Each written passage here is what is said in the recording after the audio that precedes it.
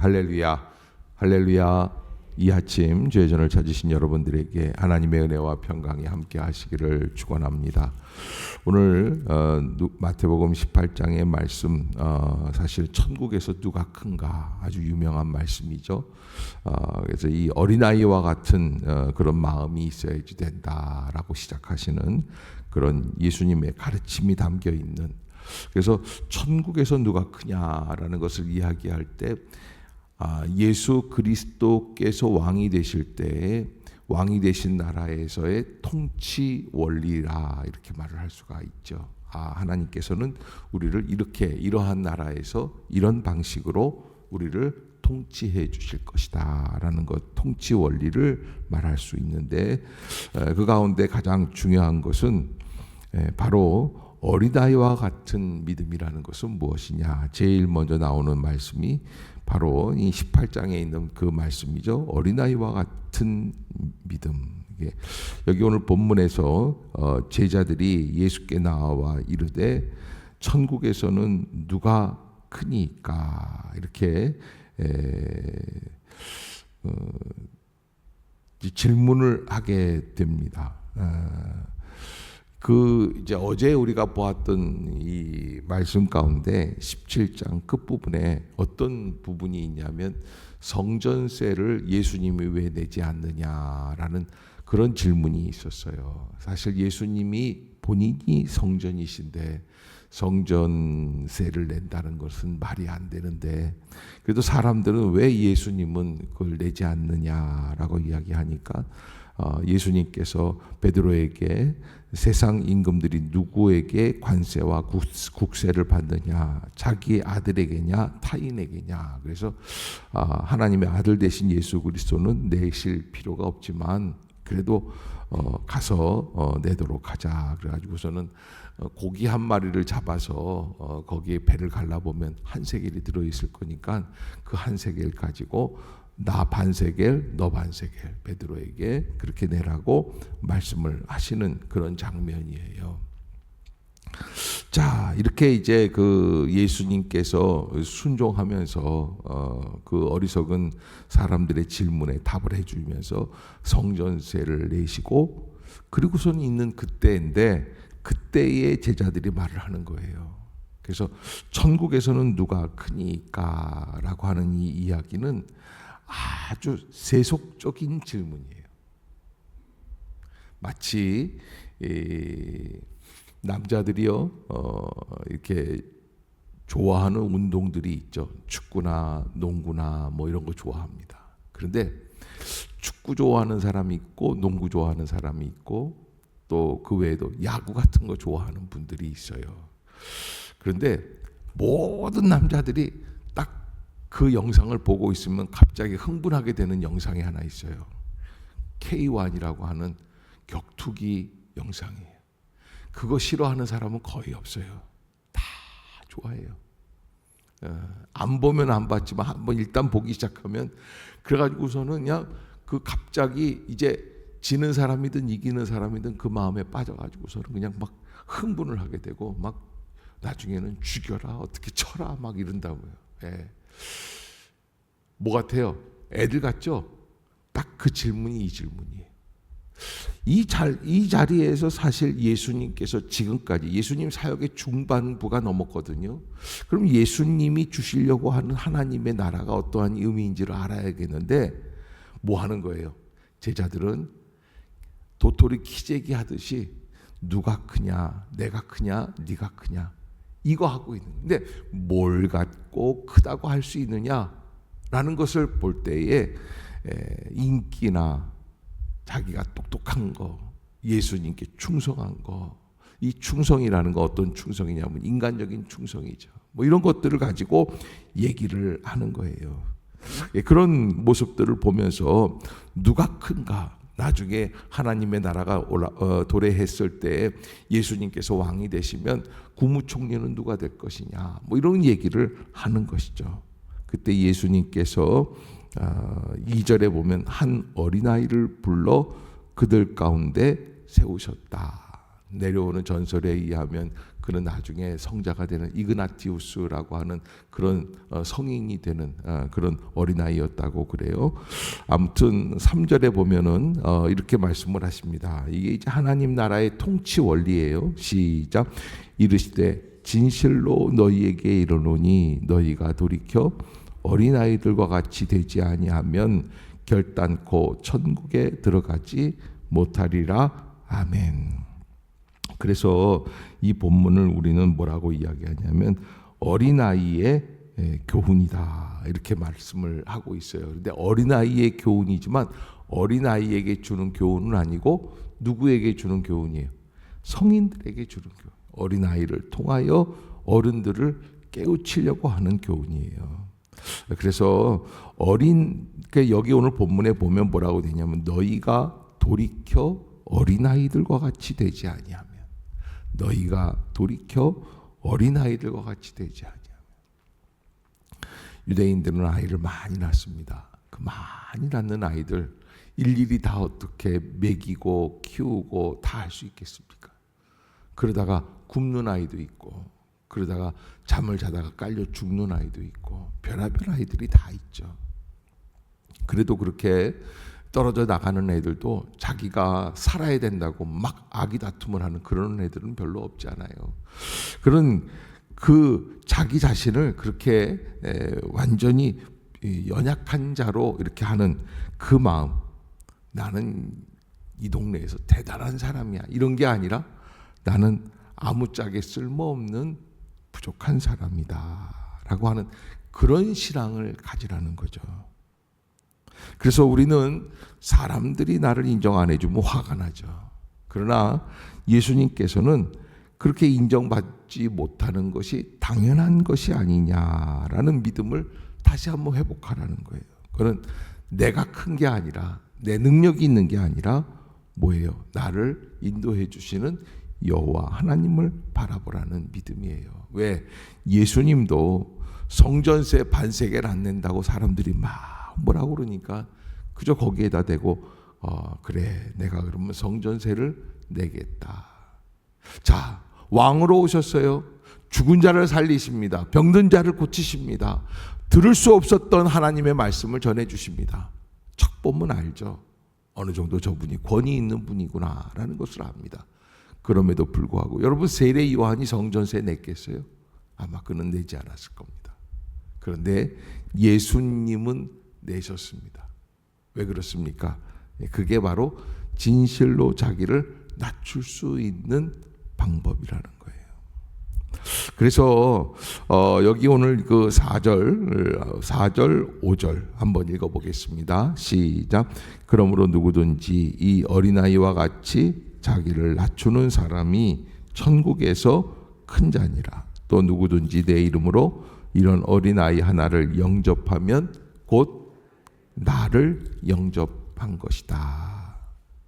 그래서 그 어린아이와 같이 자기를 낮추는 것, 또 그 어린아이와 같은 마음으로 그 아이를 영접하는 것, 더 나아가서 이 6절에 보면은 나를 믿는 이 작은 자 중 하나를 실족하게 하는 것도 그것도 연자맷돌이 목에 달려서 깊은 바다에 빠뜨려지는 것보다 나은 것이다. 이 말씀은 사실은 사형 집행하는 방법에 대해서 말씀을 하는 겁니다. 유대인들의 처벌법 가운데 돌에 쳐 죽이는 사형법이 있고요. 로마 사람들은 가장 극악한 사형법들 가운데 십자가에다가 매달아 죽이는 방법이 있고요. 그 다음에 이제 부모에게 잘못하거나 뭐 동네 사람들한테 지탄의 대상이 된다거나 그랬을 때 하는 게 바로 이 연자맷돌을 목에 매서 물속에다 빠뜨리는 형벌입니다. 그런 형벌. 그런데 이렇게 하는 것이 오히려 더 나을 것이다. 사람들을 실족하게 하는 거예요. 그래서 7절을 한번 봅시다. 시작. 실족하게 하는 일들이 있음으로 말미암아 세상에 화가 있도다. 실족하게 하는 일이 없을 수는 없으나 실족하게 하는 그 사람에게는 화가 있도다.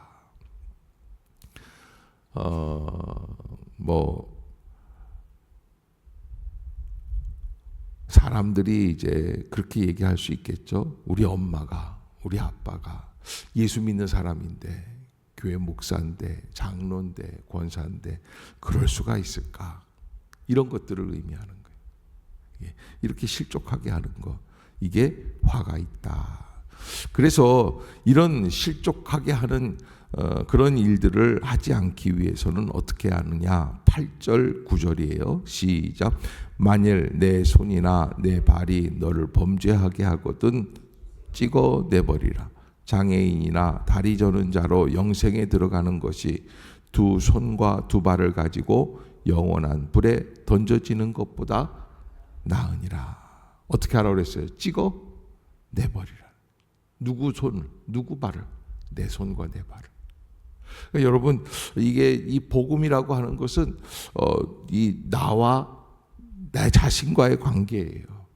하나님과 나 자신과의 관계. 그래서 거기에서 정말 잘못되는 것이 있으면 자기 자신을 쳐서 복종케 하는 일이라는 것이죠.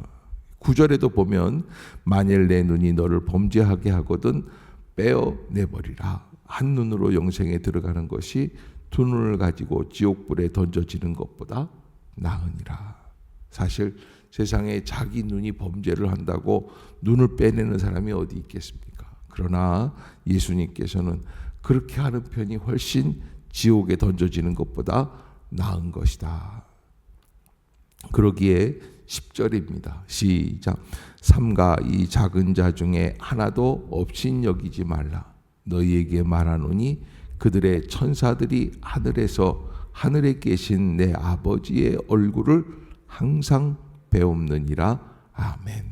야, 여러분, 이 작은 사람, 아무것도 아니라고 하는 사람들이 오히려 하늘에서 하나님의 얼굴을 뵙는 거예요.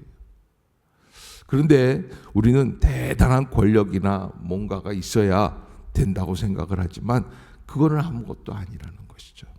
그래서 작은 자에게 임하는 하나님의 나라를 바라볼 수 있는 마음이 있어야 한다. 그러기에 인간적으로 나는 큰 일을 행하였다고 생각하는 그런 믿음은 정말 하나님 앞에서 부끄럽기 짝이 없는 믿음이다라고 하는 것이죠. 그러기에 여러분 이 12절부터 13절, 14절은 선한 목자의 말씀이죠. 양 99마리를 놔두고 한 마리 잃어버린 양을 찾아서 나아가는 그런 한 사람의 목자를 얘기하는데, 이것은 인간은 이렇게 할 수가 없어요. 99마리를 두고 갈 수는 없어요. 그러나 어린아이와 같은 순수한 마음에서 한 마리를 너무 진실되게 사랑하고 사모하다 보면 그렇게 나아가게 되는 것이고요. 그래서 여기 이제 가장 하이라이트가 21절부터 35절까지 용서하는 마음에 대해서 말씀을 하고 있습니다. 베드로가 질문을 하는 거예요. 뭐라고 질문을 하냐면, 형제가 내게 죄를 범하면 몇 번이나 용서하여 줄 수 있습니까? 율법에는 몇 번이라고 그랬냐면 3-3번이거든요. 3번. 유대인들도, 우리나라 사람들도 3-3번 좋아하지 않습니까? 그런데 예수님께서는 많은 사람들을 용서하라고 하실 것 같아서 베드로는 그 기준을 높입니다. 그래서 3번이 아니라 7번 정도 하면 되겠죠. 7이라고 하는 숫자는 완전 숫자예요. 그래서 7번 했다 그러면 완전히 용서하는 거나 마찬가지입니다. 그리고 한 사람이 한 사람을 어떻게 7번까지 용서할 수 있겠어요? 그런데 예수님의 대답은 완전히 우리의 예상을 뒤덮는 말씀입니다. 22절 시작. 예수께서 이르시되 내게 이르노니 7번뿐 아니라 아멘. 그러니까 7번에 70번이면 몇 번이에요? 77이 49, 490번이죠. 자, 김 집사가 나한테 1번, 2번, 3번 이렇게 해서 489번. 야, 한 번만 더 참고서는 그 다음에는 죽여야겠다. 그거는 아니에요. 77번씩 70번이라는 건 무슨 뜻을 의미할까요? 완전함에 완전함을 더하는 거예요. 아예 용서하라는 거예요. 아멘. 예, 용서하라니까 아멘이 적어지네요. 예. 그렇게 하면서 왜 우리가 용서해야지 될까를 말씀하시는 게 이게 이제 24절부터 10,000달란트, 1만 달란트 빚진 사람에 대한 예화예요. 이 사람은 1만 달란트 빚진 사람입니다. 갚을 게 없습니다. 그래서 주인이 명하여 체포해 갖고 와라. 와가지고서는 소유를 팔아서 다 갚아라. 그러니까 그 빚진 사람이 뭐라냐면 내게 참으소서 다 갚으리이다. 그러나 지금은 갚을 게 없습니다. 먹고 죽으려고 그래도 없습니다. 그러니까 그 사람이 불쌍히 여겨서 그래 그러면 다 탕감해 주겠노라.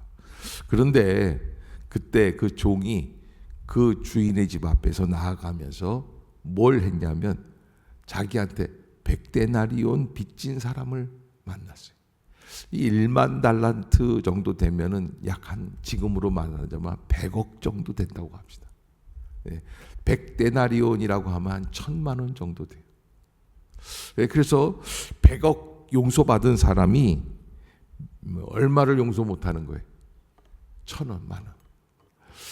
자, 저는요 누가 나한테 100만 원 내가 빚진 거, 이 목사님 요즘 목회도 어려우신데 그 100만 원 빚진 거 안 갚으셔도 돼요. 그러면 나는 한 500만 원 빚진 사람도 용서해 주겠어요.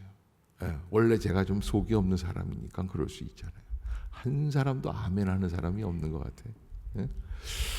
그런데 이 사람은 어떤 사람이에요? 자기는 100억을 용서받았는데 그런데 한 1,000만 원 정도 빚진 사람을 용서를 못하는 거예요. 그 멱살을 잡고 그냥 그 사람을 막 말하고 우선 이제 감옥에다 가두어 놓는 것을 보고 하인들이 가서 얘기를 한 거예요. 그런 놈이 그렇습니다. 그래 도로 잡아와라. 그래서 감옥에다가 쳐넣었다는 거예요. 자, 예수님이 말씀을 하시면서 이렇게 말씀을 하시는 거예요. 내가 너를 불쌍히 여김과 같이 너도 내 동료를 불쌍히 여김이 마땅하지 아니하냐. 내가 너를 불쌍히 여김과 같이 너도 네 동료를 불쌍히 여김이 마땅하지 아니하냐.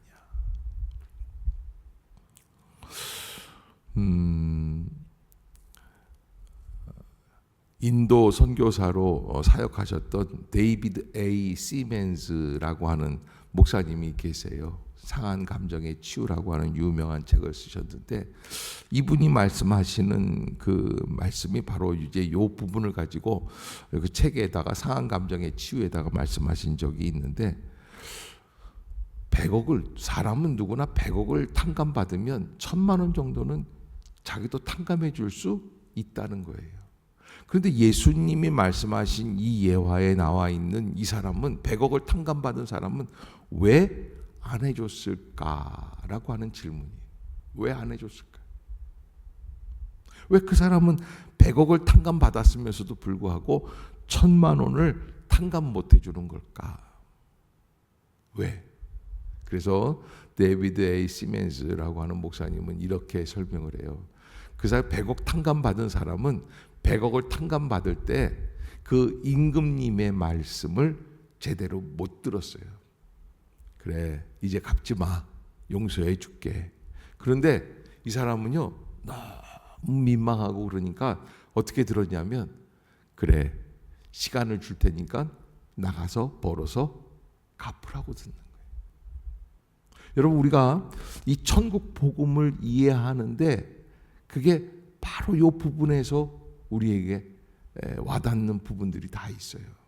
예수님께서 십자가에서 우리의 죄를 온전히 용서해 주시는데도 불구하고 어떻게 돼요? 우리는 어떻게 살려고 그러는 거예요? 그래, 내가 이제 용서받았으니까 이제는 어떻게 살아야 돼요? 이제는 죄를 짓지 말고 살아야지. 마치 내가 결심하고 결단함으로 말미암아 죄를 안 짓는 사람이 되는 것처럼. 예수님이 우리를 용서해 주시는 이유는 어디에 있는 줄 아세요? 우리 같으면 예수님처럼 하는 게 아니라 너 어디 사는 거 봐서 나중에 용서를 하든지 말든지 결정을 해줄게. 이렇게 얘기를 하실 텐데 예수님은 무조건적인 용서를 십자가에서 선포하세요. 아버지여 저들의 죄를 용서해 주옵소서. 그 이유가 어디에 있느냐?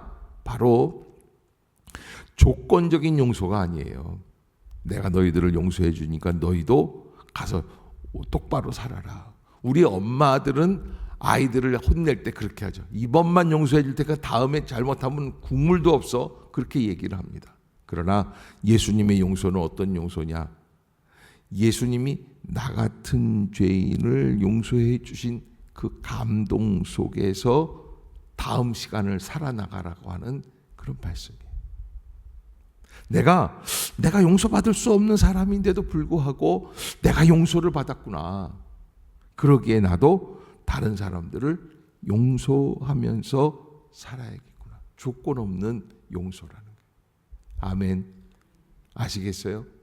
우리는 율법사들처럼 행동하는 거예요. 내가 이렇게 했으니까 너는 이렇게 해야. 남에게 뭘 얘기하는 거예요? 부당한 것들은 다 못 봐주는 거예요. 나는 이렇게. 그래서 내가 하면 로맨스고 남이 하면 불륜이에요. 남이 하는 걸 못 봐주는 거예요. 사람은 다 누구나 똑같아요. 그러기에 오늘 주신 이 말씀을 우리가 깊이 깨닫고 내가 어떻게 살아가야 하나님 앞에서 합당한 삶을 살 수 있을까? 나는 혹시 1만 달란트 탕감을 받았으면서도 불구하고 100데나리온 용서를 못하는 그런 사람은 아닌가 하는 것을 되짚어 봐야 한다는 것이죠. 사랑하는 성도 여러분, 우리는 이미 다 용서받았습니다. 그러기에 다른 사람들도 용서할 수 있는 무조건적인 은혜의 마음을 소유할 필요가 있다라는 것. 하나님 앞에서 우리는 어떻게 나아가야 하는가?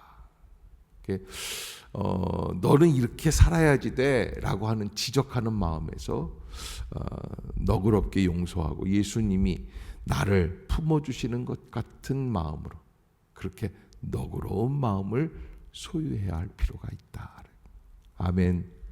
예, 여러분 그런 은혜 가운데 내가 말이죠 그냥 실수하지 않고 살려고 막 그러면 그럴수록 우리의 신앙은 어떤 신앙이 되냐면 율법적 신앙이 된다. 그러기에 감동이 있는 은혜의 삶을 살아갈 수 있는 복된 성도들이 되시기를 주의 이름으로 축복합니다. 기도하겠습니다.